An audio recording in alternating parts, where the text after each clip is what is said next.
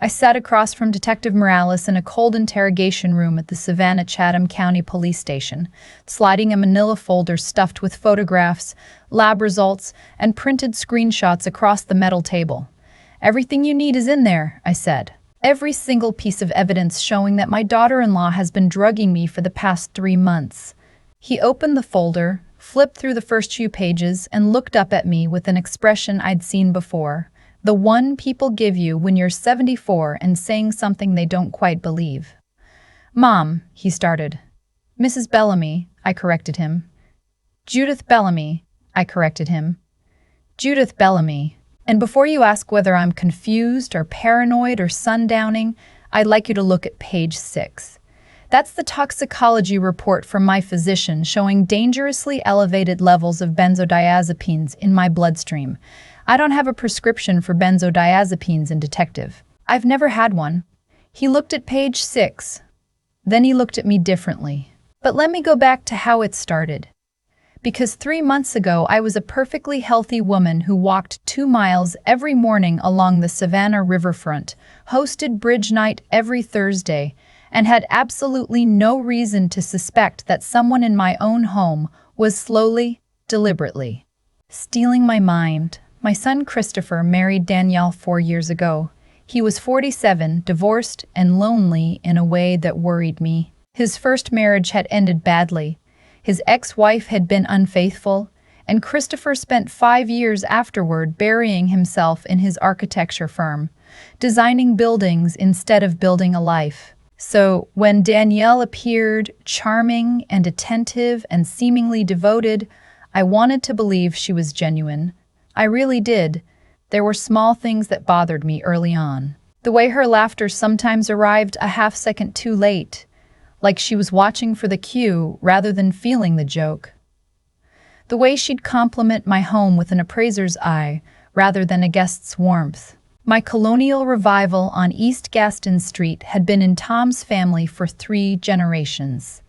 Tom and I had restored it together over 15 years, replacing every piece of rotted wood, stripping every layer of old paint, choosing every tile and fixture.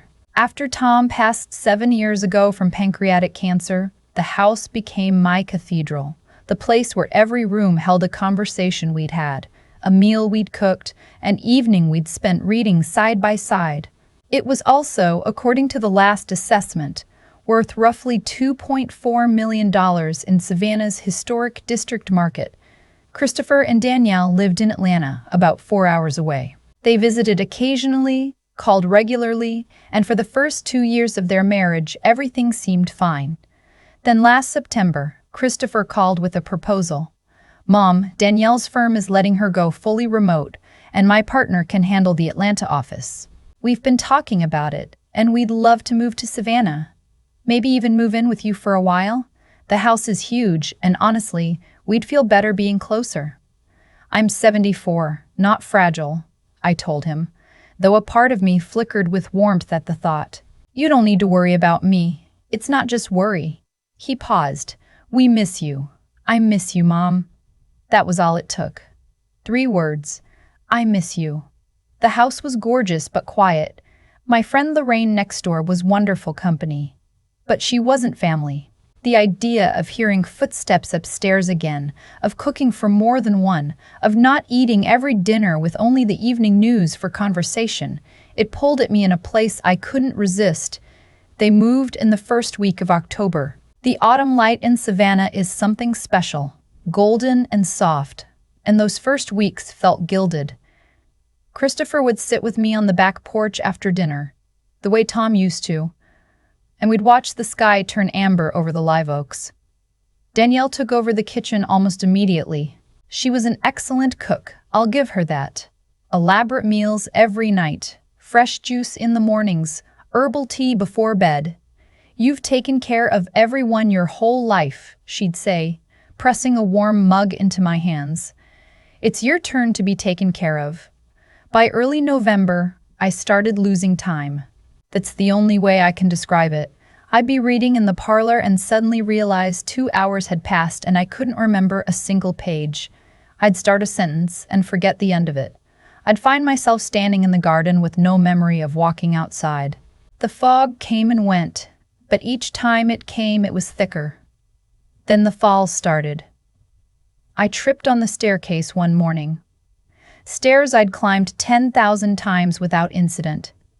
2 days later, I stumbled into the bathroom doorframe hard enough to bruise my shoulder. A week after that, I lost my balance reaching for a coffee cup and went down on the kitchen floor. Danielle found me there, helped me up with practiced tenderness. "Oh, Judith," she murmured, "we need to talk about this. Maybe it's time we considered some changes around here. Safety modifications. Maybe a medical alert bracelet." "I'm fine," I insisted, "just clumsy lately." But I wasn't fine. I knew I wasn't fine. The dizziness, the confusion, the drowsiness that hit me mid-morning like a wall. None of it matched my life just months before. I'd been sharp. I'd been steady. I'd run the household accounts for 50 years without a single error. Now I was forgetting whether I'd eaten breakfast. Christopher was concerned but trusted Danielle's interpretation of things. "Mom, she thinks it might be early cognitive decline. It happens at your age." She's been researching memory care options just in case. Memory care. The words landed like a slap. My son, my Christopher, was talking about putting me in a facility, and Danielle had planted that seed. My neighbor Lorraine was the one who refused to accept the narrative. She came over for our usual Tuesday coffee in mid-November and found me slurring words at 10 in the morning.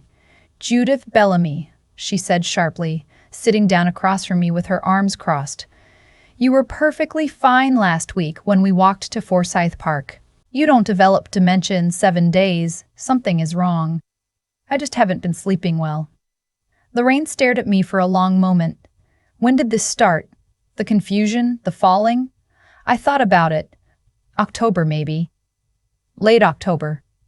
After they moved in. "Lorraine, don't. I'm not saying anything." She held up her hands. "I'm just asking you to think about timing." I didn't want to think about timing. I didn't want to think about what timing implied.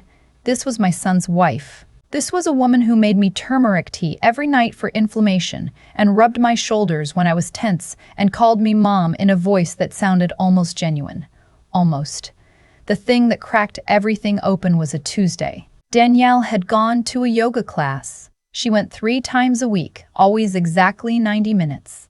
And Lorraine came over with blueberry scones from the bakery on Broughton Street. We ate them with coffee that I made myself, in my own kitchen, with my own hands. By early afternoon, I realized something remarkable. My head was clear. Not just slightly better, clear.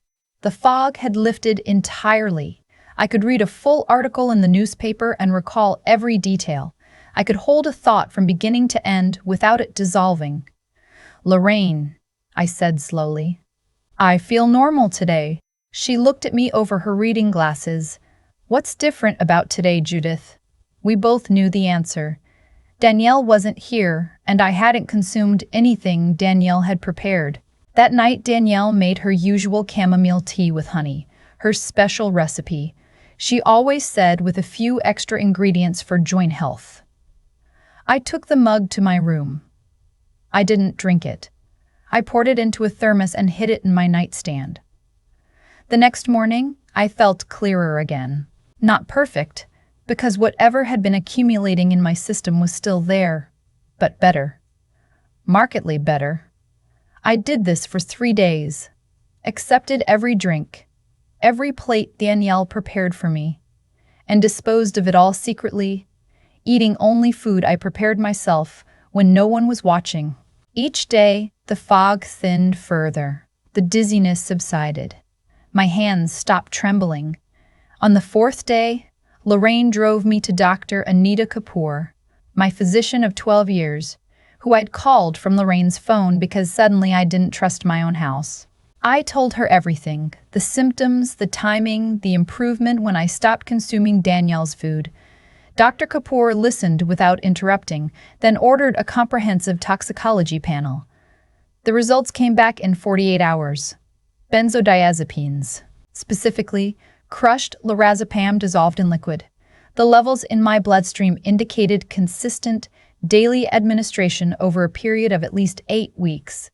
Not enough to kill me outright, but enough to mimic cognitive decline. Enough to make me fall.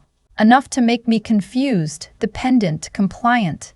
Enough to make my son believe his mother was losing her mind. Dr. Kapoor's face was grim when she explained it. Someone has been giving you sedatives without your knowledge or consent, Judith. At your age, with your medication for blood pressure, this could have caused a fatal fall, a stroke, or cardiac arrest. This is not negligence. This is deliberate. I sat in her office and felt something I hadn't felt in months. Clarity. Complete, terrible, unforgiving clarity. I knew exactly who was doing this. I knew exactly why.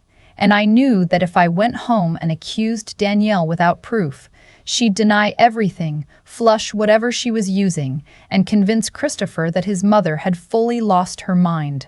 She might even use my accusation as evidence that I needed to be institutionalized. I needed to be smarter than her. That night, I went home and accepted my tea from Danielle with a grateful smile. "Thank you, sweetheart. You take such good care of me." I watched her face for any flicker of guilt. There was nothing. Just that polished, pleasant expression she wore like a mask. I brought the tea upstairs and poured it into the thermos again. The next morning, while Christopher was at his office downtown and Danielle was at the gym, Lorraine came over with her grandson, a 22-year-old tech student at SCAD named Marcus. Marcus installed 4 miniature cameras in the house in under an hour. One in the kitchen aimed at the counter where Danielle prepared drinks, one in the pantry, one in the hallway leading to my bedroom, and one above the spice rack where I'd noticed Danielle reaching for things that weren't spices. "Grandma says someone's messing with you," Marcus said quietly as he adjusted the kitchen camera behind a ceramic rooster. "These stream directly to a cloud account. Only you and Grandma have the password. Nobody can delete the footage. Thank you, Marcus. And please don't tell anyone about this." He gave me a look that was far too knowing for 22. "Don't worry, Mrs. Bellamy. My grandma already threatened me with worse than death if I say a word." The first night, nothing unusual. Danielle made dinner, a beautiful butternut squash soup that she served only to me, claiming she and Christopher were going to order pizza instead. I ate 3 spoonfuls for appearance, then flushed the rest when she left the room. The second night, I got what I needed. The footage was time-stamped 6:14 a.m. Danielle entered the kitchen in her robe, started the electric kettle for my morning tea. Normal. She placed the tea bag in my favorite blue mug, the one Tom had bought me at a craft fair in Charleston. Normal. Then she paused, glanced toward the hallway, listened. Satisfied she was alone, she opened the cabinet above the refrigerator. Not a cabinet I ever used, too high for me to reach, and pulled out a small amber prescription bottle. She shook 2 pills into her palm, placed them on a cutting board, and crushed them with the back of a spoon quickly and efficiently, like she'd done it 100 times. Because she had done it 100 times. She swept the powder into my tea, stirred it thoroughly, and tucked the bottle back into the cabinet. Then she carried my poison tea upstairs with a smile. I watched that footage at Lorraine's kitchen table and felt something break inside me. And something else harden. The grief and the rage arrived simultaneously, tangled together like roots. "That witch," Lorraine whispered. "That absolute witch. I knew it, Judith. From the first time she called you Mom with that fake voice, I knew. I need to see what's in that bottle." The next day, while Danielle was at yoga and Christopher at work, I had Lorraine stand on a step stool and retrieve the bottle from the cabinet. Lorazepam, 2 mg. Prescribed to Danielle Bellamy by a psychiatrist in Atlanta. She had her own prescription. She'd been crushing her own anti-anxiety medication into my food and drinks. I photographed the bottle from every angle, copied down the prescription number, the prescribing physician, the pharmacy. Then Lorraine placed it back exactly as it was. Over the next 2 weeks, I collected evidence with the methodical precision of a woman who'd spent 30 years managing a commercial real estate portfolio. I cataloged every instance of drugging captured on camera, 14 in total across 16 days. I saved the video files to 3 separate locations: the cloud, a thumb drive at Lorraine's house, and one I mailed to Dr. Kapoor for medical safekeeping. I had additional blood tests drawn every 4 days, each one showing the presence of lorazepam, a drug I had never been prescribed. And I hired Claudette Fournier, a 70-year-old attorney who specialized in elder abuse prosecution and who, when I told her my story, smiled in a way that made me grateful she was on my side. "Mrs. Bellamy," she said, flipping through my evidence binder, "I've handled over 200 elder abuse cases. This is one of the most well-documented I've ever seen. Your daughter-in-law is going to prison." "There's one thing I need to know first," I said. "I need to know if my son is involved." Claudette looked at me over her glasses. "How do you want to find out?" I decided to test Christopher myself. One evening, with Danielle conveniently at a late yoga session, she'd started going more often, probably sensing she needed to increase my doses. I sat Christopher down in the parlor. "I want to talk about the house," I said. He looked uncomfortable. "Mom, this isn't the time. You haven't been feeling well." "Exactly. That's why we should discuss it now. I've been thinking about changing my will. I want to leave the house to the Savannah Historic Foundation." His eyebrows rose. "The whole house? The house, the furnishings, everything. They'd maintain it as a historic property. Open it for tours, maybe. Your father would have loved that." I watched Christopher's reaction with the intensity of a woman whose life depended on reading it correctly. Because it did. He was quiet for a moment, then nodded slowly. "That's actually a beautiful idea, Mom. Dad spent 15 years restoring this place. Having it preserved properly instead of someone gutting it for a renovation. Yeah, I think he'd be proud. No objection, no resentment. Mom, it's your house." He looked almost offended. "You think I care about inheriting real estate? I have a career. I have savings. I'm not sitting around waiting for—" He stopped. "Waiting for what?" He frowned. "Nothing. I just mean the house isn't why I'm here. I'm here because you're my mother and I love you." I believed him. God help me, I believed him. And the relief nearly broke me because it meant my son was innocent. It also meant I was about to devastate the person I loved most in the world. "Tell me something, Christopher. If someone you trusted completely turned out to be dangerous, what would you want me to do?" He studied my face. "What's going on, Mom? You've been asking me strange questions lately. Just answer me, please. I'd want you to protect yourself," he said firmly. "No matter what, no matter who, you come first. Always." I squeezed his hand and said nothing else. But I filed those words away for what was coming. Claudette and I spent 3 days coordinating with the Chatham County District Attorney's Office.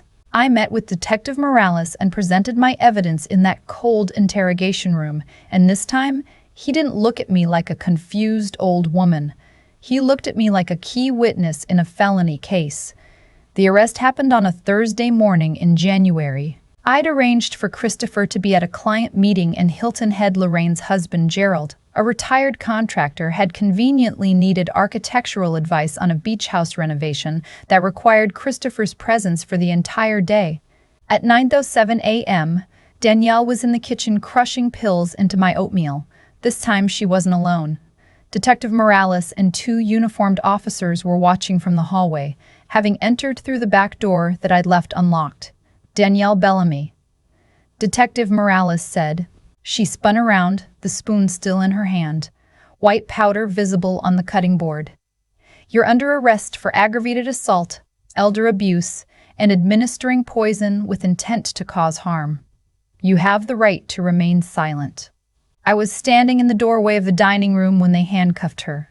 She saw me, and her face underwent a transformation that I'll never forget. The pleasant mask crumbled like wet plaster, and underneath was something cold and cornered and vicious. "You ungrateful old woman," she hissed. "After everything I've done for you." "Yes," I said quietly. After everything you've done to me." They led her out the front door in handcuffs. Mrs. Patterson across the street was walking her Labrador and stopped dead on the sidewalk. Lorraine stood on her porch, arms folded, watching with grim satisfaction. Then came the hardest part. Christopher arrived home at 4 that afternoon. I'd asked him to come straight to the house. When he walked through the door, Claudette and I were waiting in the parlor, and his expression immediately shifted from casual to alarmed. "Mom, what's going on? Where's Danielle?" I handed him the folder. The same folder I'd given Detective Morales, minus the originals, but with copies of everything. "Sit down, Christopher, please." He sat. He opened the folder, and I watched my son's world end one page at a time. The toxicology reports, the camera timestamps, the photographs of the pill bottle, the still frames showing his wife, the woman he'd chosen to rebuild his life with, methodically crushing sedatives and stirring them into his mother's breakfast. "No." His voice was hoarse. "No, this is a mistake. Danielle wouldn't. She's been taking care of you. She's been drugging me, Christopher, for at least 3 months. She wanted me declared incompetent. She wanted control of the house, the accounts, everything. Your wife has been slowly poisoning me." He looked up from the folder, and the devastation in his eyes was so total, so absolute, that I wanted to take it all back, wanted to unsay every word, wanted to pretend it wasn't real. But the bruise on my shoulder from last month's fall was still fading. The tremor in my hands hadn't fully stopped. The weeks of lost time, lost dignity, lost trust in my own mind, those were real. "She told me you were developing dementia," he whispered. "She said she'd researched facilities. She showed me brochures. She said we might need power of attorney. I know. I almost signed the papers, Mom. She had them drawn up. She said it was just a precaution." The room went very quiet. Christopher filed for divorce within the week. The proceedings revealed things we hadn't known. Danielle had been accumulating debt, over $90,000 in credit card bills she'd hidden from Christopher. She'd also been in contact with a real estate agent in Atlanta about listing the Savannah house, getting preliminary estimates, discussing timelines. How quickly could a property sell in the historic district if the owner became incapacitated and her husband held power of attorney? She'd had a plan, a detailed, patient, meticulous plan. And if Lorraine hadn't shown up with blueberry scones on a Tuesday, it might have worked. The trial lasted 5 months. Danielle's defense attorney tried everything. She was self-medicating her own anxiety. She'd accidentally contaminated my food. She'd been confused about dosages. She thought she was helping me sleep. The jury didn't buy any of it. 14 recordings of a woman checking over her shoulder before crushing pills into someone else's food don't suggest accidental contamination. The jury convicted her on all counts in under 2 hours. Aggravated elder abuse, assault with a controlled substance, attempted fraud, forgery for documents she'd prepared giving herself financial control over my affairs. Judge Harrison Wakefield sentenced her to 15 years. "Mrs. Bellamy," he said, addressing Danielle, "you exploited a position of trust within a family to systematically incapacitate a vulnerable person for financial gain. The court finds your actions to be premeditated, sustained, and profoundly dangerous. This was not a mistake. This was a campaign." Danielle stood motionless as they led her away. She never apologized. Not once. Not during the arrest. Not during the trial. Not during sentencing. The only time she showed emotion was when the real estate estimates were entered into evidence, and she realized everyone in the courtroom now knew exactly what she'd valued my life at. The aftermath was its own kind of wreckage. Christopher moved back in with me for 4 months after the trial. He barely spoke for the first 2 weeks. He'd sit on the back porch where we used to watch the sunset and stare at nothing. One night I found him in the kitchen at 2 in the morning, standing at the counter where Danielle used to prepare my tea, just standing there in the dark. "I should have seen it," he said when he heard me behind him. "How did I not see it?" "Because she didn't want you to. because she was good at hiding it. Because you loved her. And love makes us blind. He turned around, and in the dim light, he looked exactly like Tom had at 47. The same jaw, the same tired eyes, the same stubborn refusal to cry even when crying would have helped.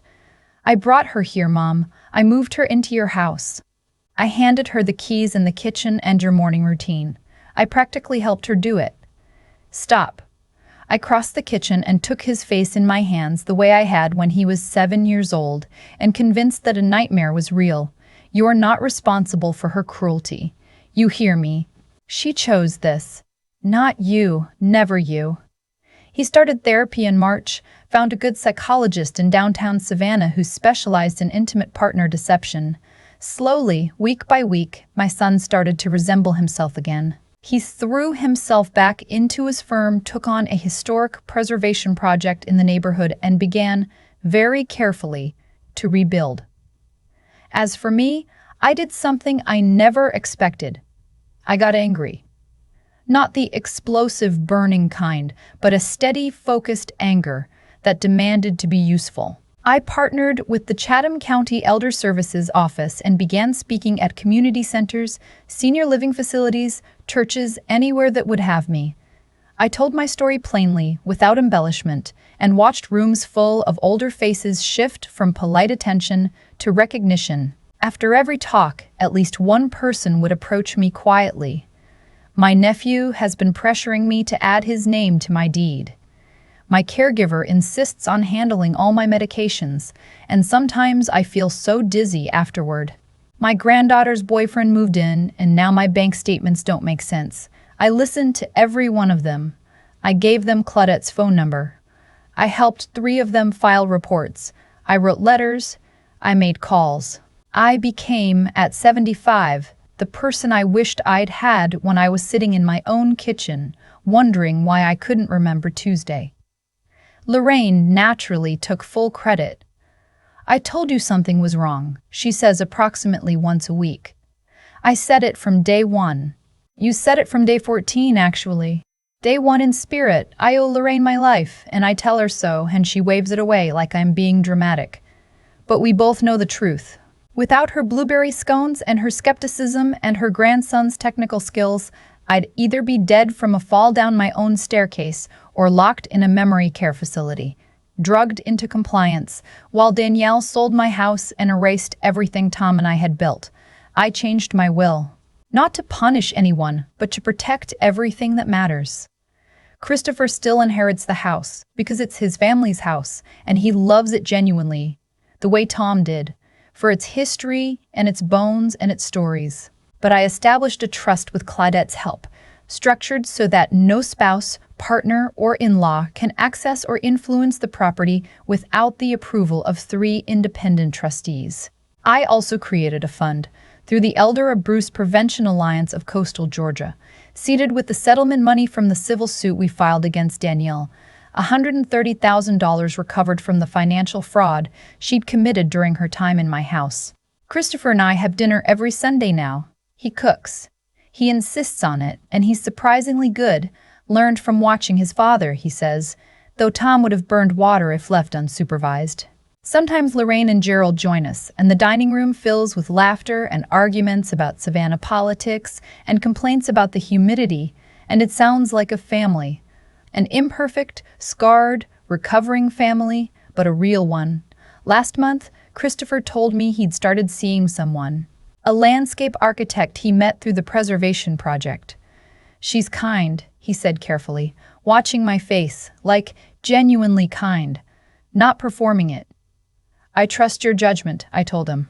And I meant it, though I also intend to run a background check because I am 75 years old and no longer in the business of assuming the best about people.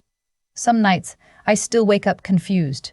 For a terrible few seconds, the fog descends, and I'm back in November wondering why I can't remember the morning, wondering whether the dizziness means I'm dying, wondering whether my own mind is betraying me.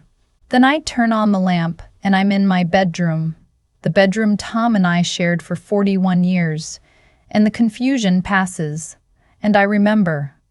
It was never my mind. It was never age or decline or disease. It was a woman with a prescription bottle and a real estate plan, and a patience so cold it still chills me to think about. People ask me what I'd do differently. Honestly, I'd have said no when Christopher asked to move in. Not because I don't love my son, but because I've learned that loneliness, as painful as it is safer than blind trust. I'd rather eat dinner alone every night for the rest of my life than hand my kitchen, my routine, my vulnerability to someone whose kindness I can't verify. But I also know that Danielle would have found another way. That's what predators do. They adapt. They're patient. They study their targets the way architects study blueprints, looking for the load-bearing walls, the weak points, the places where pressure will cause the most collapse. If she hadn't moved into my house, she'd have visited more often. She'd have sent gifts, supplements, care packages laced with whatever she could source. She'd have worked on Christopher remotely, dripping suggestions about his mother's declining health until he believed it was his idea to seek guardianship. What saved me wasn't suspicion, it was friendship. Lorraine's refusal to accept the easy explanation. Dr. Moat.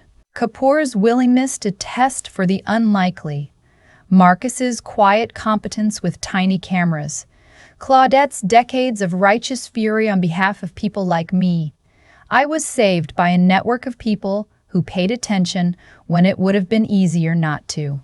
And that's what I tell every audience I speak to now. Pay attention. Not with paranoia, but with love. Visit your parents. Call your grandparents. Notice when someone who was sharp last month suddenly can't finish a sentence. Ask questions. Trust your instincts. And if something feels wrong, it probably is. I water my garden every evening. The same garden where Tom and I planted our first rose bush in 1989. The same garden I nearly lost forever because a woman decided my life was worth less than a zip code. The jasmine along the fence is blooming now. The tomatoes are coming in. The crepe myrtle Tom planted for our 30th anniversary is taller than the house. Life persists. Even after someone tries to erase you, life persists. I make my own tea every morning now. I choose my own mug, the blue one Tom bought me in Charleston. I sit on the porch and watch the light move through the Spanish moss, and I think about nothing in particular. And that's the miracle. The ability to think about nothing, to let my mind be quiet and empty and wholly my own. Because here's what Danielle didn't understand, what people like her never understand. You can drug someone's body, but you can't drug their spirit. You can cloud someone's mind, but you can't extinguish their instinct. And you should never, ever underestimate a 74-year-old woman who spent her whole life refusing to be underestimated. I'm 75 now. I have years ahead of me, God willing, and I intend to fill every single one of them with purpose. Not revenge, though I won't pretend the sentencing wasn't satisfying, but purpose, protection, presence. The stubborn, daily act of being alive in a house that someone thought they could take from me. They couldn't, and they won't.